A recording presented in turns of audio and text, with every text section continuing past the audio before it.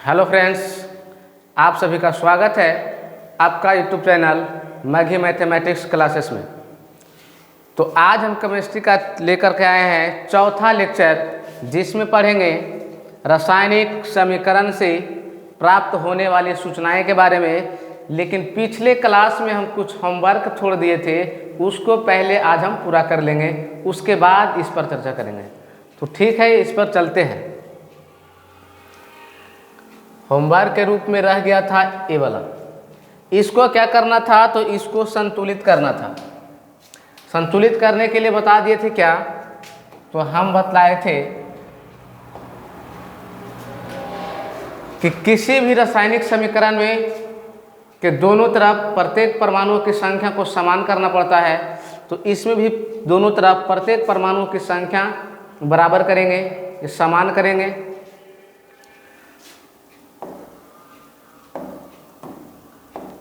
तो यहाँ देखा जाए एल्युमिनियम की परमाणुओं की संख्या तो यहाँ 1 है, हाइड्रोजन की परमाणुओं की संख्या यहाँ 2 है।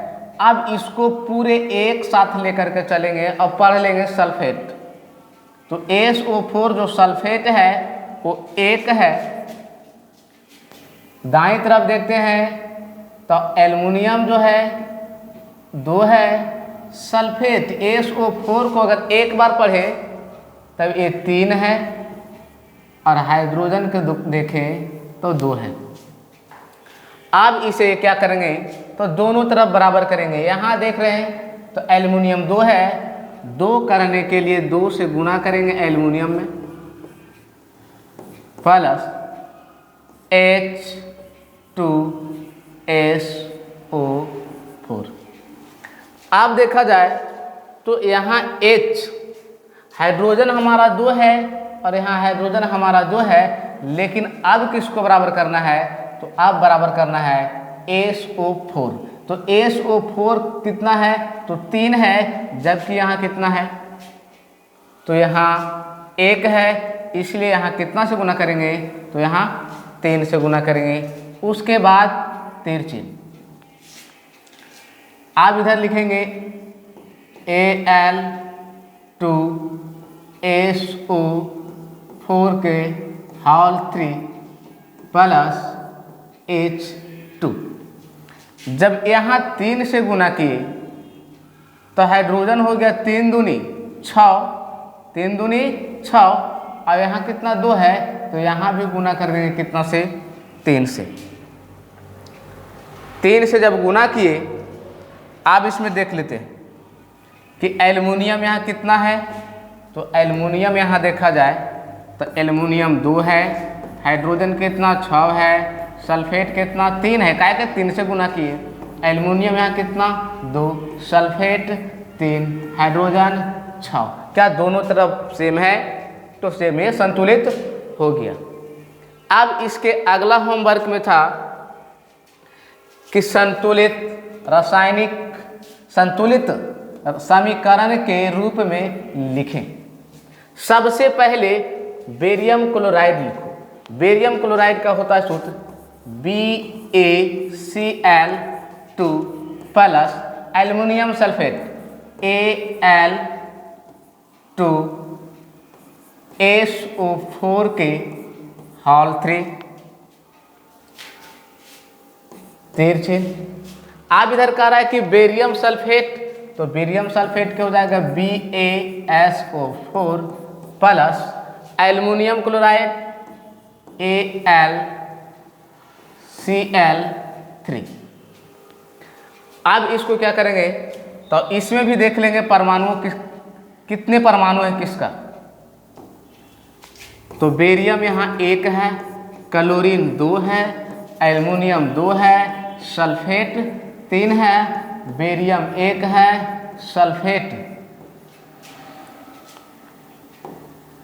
सल्फेट यहाँ कितना है, तो 1 है, एल्युमिनियम 1 है, और क्लोरीन कितना है, 3 है। क्या दोनों तरफ परमाणुओं की संख्या समान है, बेरियम 1, बेरियम भी 1 है, क्लोरीन यहाँ 2 है, जबकि क्लोरीन यहाँ 3 है, तो यहाँ 3 है। अब पहले बराबर कर लेते हैं क्लोरीन का, तो लिख लेंगे 3 BaCl2 प्लस, जैसा ही यहाँ गुना किए 3 से तो बेरियम 3 गो हो गया। आप लिख लेते हैं Al2SO4 के होल 3। बेरियम यहाँ 3 हुआ है, तब यहाँ गुना कर लेते हैं कितना से, 3 से, तो हो जाएगा BaSO4 प्लस एल्युमिनियम यहाँ 2 है, यहाँ 2 करने के लिए 2 से गुना करेंगे AlCl3। अब इसमें देख लेते हैं आगे सभी को संख्या।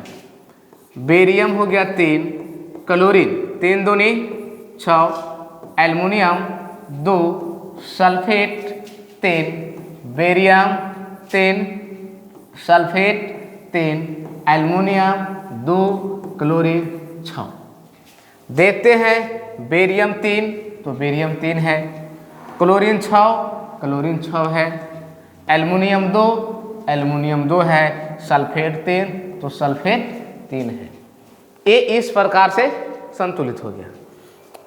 एक और था अगला, सोडियम को कराना है किसके साथ, जल के साथ, तो बनता है सोडियम हाइड्रोक्साइड और हाइड्रोजन। तो सोडियम को लिख लेंगे Na, अब कह रहा है जल H2O, अब इधर कर रहा है सोडियम हाइड्रोक्साइड, तो सोडियम हाइड्रोक्साइड होता है NaOH, और क्या बन रहा है, हाइड्रोजन, मतलब हाइड्रोजन गैस H2। अब इसको क्या करना है, तो इसको संतुलित करना है।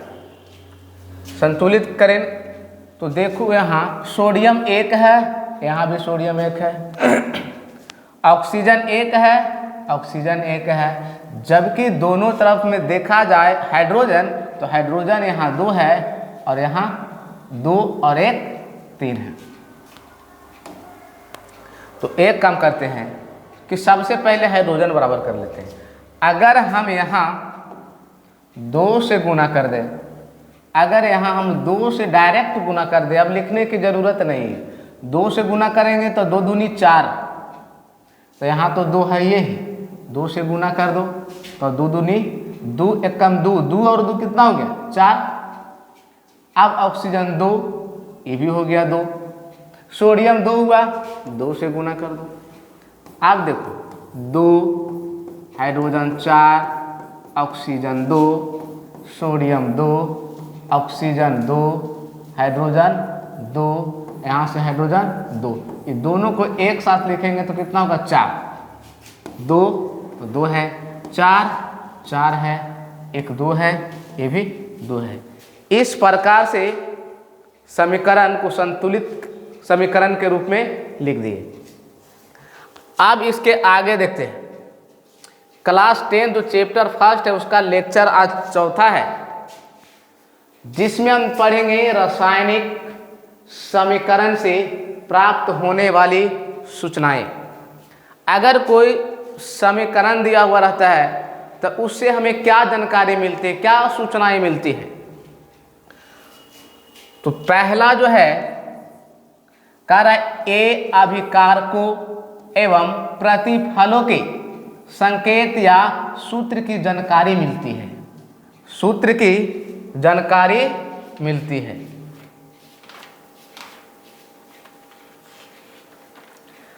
अगर जैसे दिया हुआ रहे SO2 प्लस O2, अब A बन जाएगा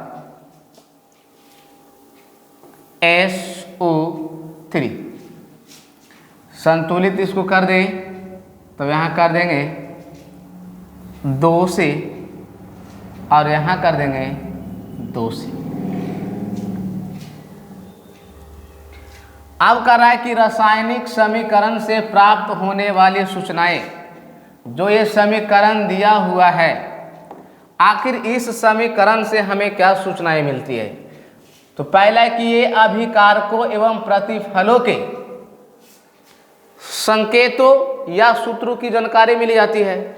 अब यहाँ जो लिखा हुआ है कि अभिकारक, तो अभिकारक में ठीक है, ये जो सूत्र है सल्फर डाइऑक्साइड ये जानकारी मिल गया। ऑक्सीजन की जानकारी मिल गया। प्रतिफल में क्या मिल रहा है? तो सल्फर ट्राइऑक्साइड। दूसरा है ए अभिकारकों एवं प्रतिफलों के मोलो नहीं होगा भाई, यहाँ मोलो होगा। मोलो की अनुपात की जानकारी देती है। अब देखा जाए SO2 के कितने मोल हैं, तो यहाँ 2 मोल है। ऑक्सीजन के कितने मोल है? 1 मोल है। सल्फर ट्राइऑक्साइड का कितने हैं? तो 2 मोल है। ये मोलों की संख्या को बताता है, मोलों की संख्या। तीसरा है, यह हमें बताता है कि अभिकारक में कौन कौन से पदार्थ भाग ले रहे हैं और अभिकारक के फलस्वरूप कौन से पदार्थ का निर्माण हो रहा है। तो अभिकारक के रूप में भाग कौन लिया है? तो अभिकारक के रूप में भाग लिया है सल्फर डाइऑक्साइड है और ऑक्सीजन है। प्रतिफल में कौन लिया है भाग? प्रतिफल बना जो है, नया पदार्थ जो बना है वो है SO3 बना है। और भी आगे लिख सकते हैं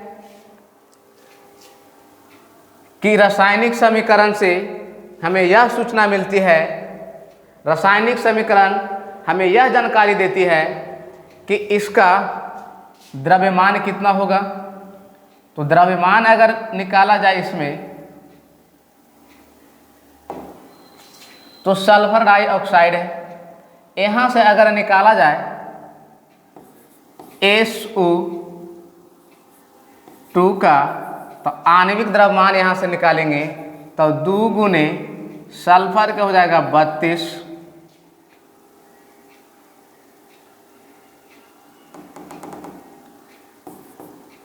2N2 सल्फर का होगा 1 गुने 32 प्लस 2 गुने 16, तो 2 गुने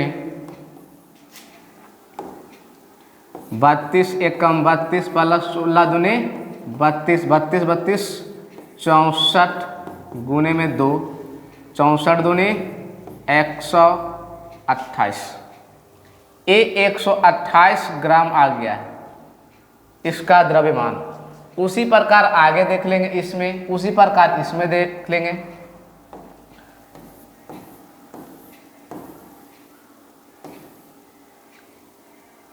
तो रासायनिक समीकरण से प्राप्त होने वाली सूचनाएं हम 3 को बताए इसमें, और भी इसमें ले सकते हो। चौथा भी बता दिए कि द्रव्यमान को बतलाता है। ठीक इसके आगे अब है कि रासायनिक समीकरण के उपयोग से लाभ। किसी भी रासायनिक समीकरण को जब शब्दों में लिखा रहता है तब उनका उपयोग हम लोग समीकरण के रूप में करते हैं, तो हमें क्या फायदा है, क्या लाभ है हमें। तो देखते हैं क्या लाभ है। पहला जो लाभ है, किसी भी रासायनिक अभिक्रिया के समीकरण के लिए उनके रूप एवं अनुरूपण आसान होता है। अनुरूपण नहीं होगा, निरूपण होगा। निरूपण आसान होता है। उनके रूप में, रासायनिक समीकरण के रूप में एवं निरूपण क्या होता है? आसान होता है। दूसरा, इसमें समय की बचत होती है। लिखने के लिए कम स्थान की आवश्यकता पड़ती है। अगर सीधी सिंपल बात किया जाए तो हमें समय की बचत होती है। समय की बचत, कागज की बचत, और कह सकते हैं स्याही की बचत। ये सब होता है समीकरण के रूप में लिखने से फायदा। तीसरा, कि पूरे विश्व में एक ही प्रकार के रासायनिक संकेतों का उपयोग होता है, जिससे वैज्ञानिकों को रासायनिक समीकरण की जानकारी प्राप्त करने में कठिनाई नहीं होती है। तो ये रहा रासायनिक समीकरण के उपयोग से लाभ। अगला है रासायनिक समीकरण के दोष या लिख सकते हो सीमाएं। रासायनिक समीकरण के दोष या सीमाएं। पहला है कि रासायनिक समीकरण से अभिकारकों एवं प्रतिफलों के भौतिक गुण का पता नहीं चलता है।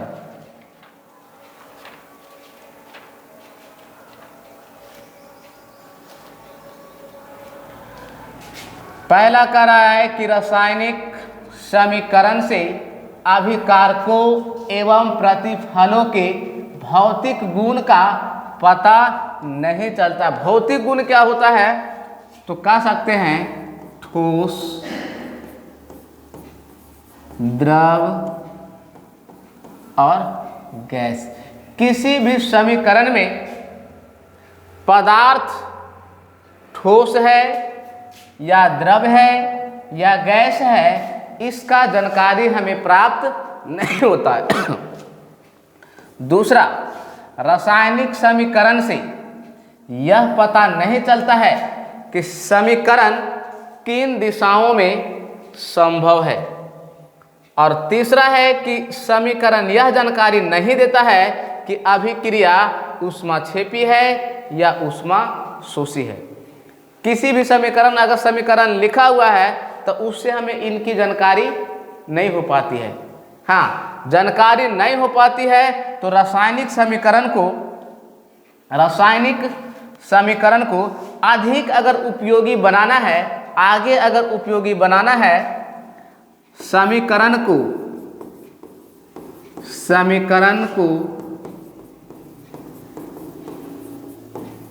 अधिक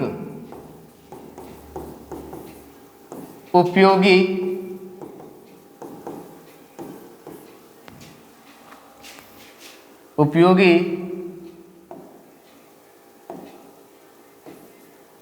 बनाना है तो तरीका है क्या है तो सबसे पहला तरीका है कि पहला तो पता था कि मतलब भौतिक गुण का पता नहीं चल रहा है। अधिक अगर उपयोगी बनाना है तो अभिकारक जितने भी होंगे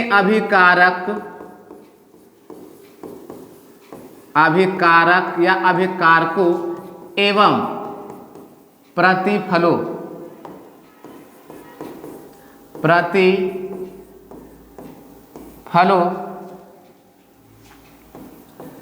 की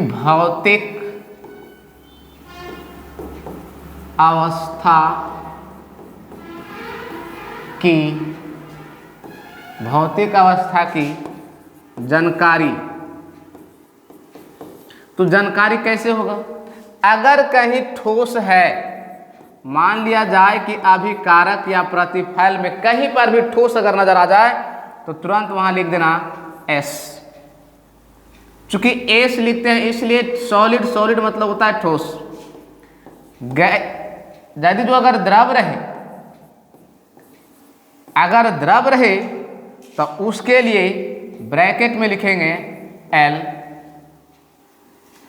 और गैस रहे तो गैस के लिए लिखेंगे G। पहले जानकारी नहीं था, लेकिन समीकरण को अधिक उपयोगी बनाना है तो ठोस के लिए कोष्टक में लगा देना है S, द्रव के लिए L और गैस के लिए G। चलो अगला क्या था कि रासायनिक समीकरण से यह पता नहीं चलता है कि समीकरण किन दिशाओं में संभव है, तो इसके लिए क्या करेंगे? तो इसके लिए क्या कर सकते हैं? तो इसमें तीर चिन्ह दिखाएंगे किस दिशा से मतलब कौन सी दिशा से किस दिशा की ओर हो रही है। साथ में उत्प्रेरक डालेंगे, इसमें क्या होगा?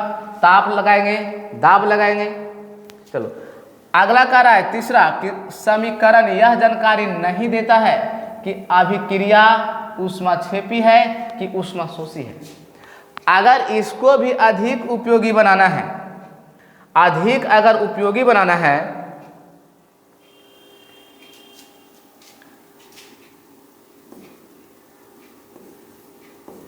ऊष्मा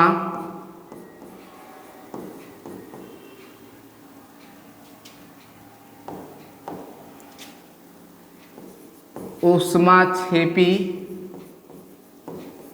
एवं ऊष्मा शोषी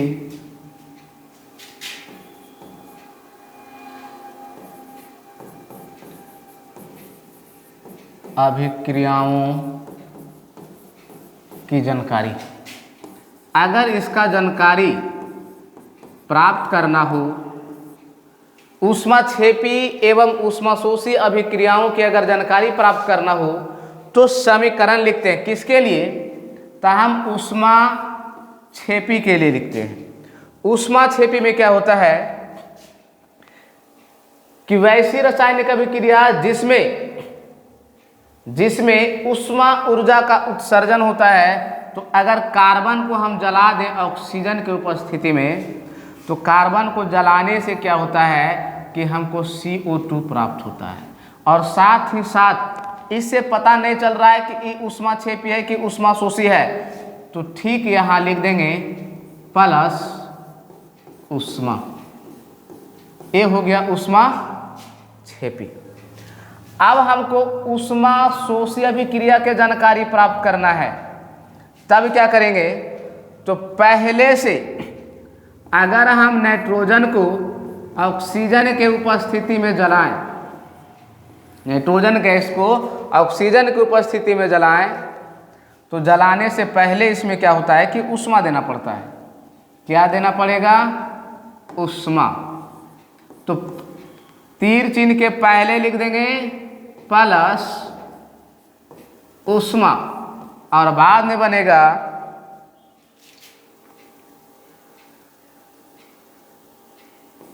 नाइट्रोजन ऑक्साइड।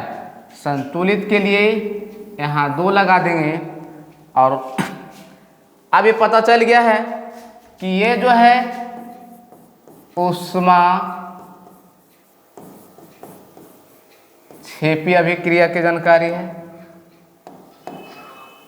ऊष्माक्षेपी। और ये हो गया है ऊष्मा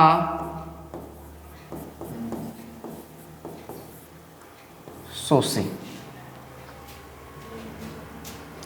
चलो आगे देखते हैं क्या है। चलो यहां तक तो देख लिए। और भी अगर और भी जानकारी आगे बनाना है, ये तो हो गया कि ऊष्माक्षेपी एवं ऊष्माशोषी अभिक्रिया की जानकारी नहीं मिल रही थी। आगे हम कह सकते हैं कि हमें गैस के उत्सर्जन की जानकारी नहीं मिलती है। गैस का उत्सर्जन, गैस का उत्सर्जन की जानकारी। अब इसको कैसे करना है तो देखना कि गैस के उत्सर्जन की जानकारी के लिए जहां से भी गैस निकले तो तीर चिन्ह ऊपर की ओर दिया जाता है। अगर बात कर दे कि अवक्षेप की जानकारी, अवक्षेप की जानकारी, तो अवक्षेप की जानकारी जो मिलेगा उसमें तीर चिन्ह नीचे की ओर, तीर चिन्ह नीचे की ओर। तो ठीक है, हमें आशा है कि ये वीडियो मतलब ये समझ में आ गया होगा कि क्या मतलब जानकारी हमको मिला है, क्या जानकारी नहीं मिला है। इसे अधिक उपयोगी बनाने के लिए ये तरीका बता दिए हैं। देखो यहाँ कट गया थोड़ा सा,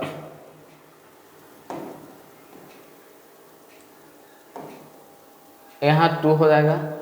ठीक है, तो आज का वीडियो यहीं तक रखते हैं। तो ये वीडियो आप लोग का अगर अच्छा लगा है तो चैनल को सब्सक्राइब करें, अपने दोस्तों के साथ शेयर करें। तो thanks for watching this video.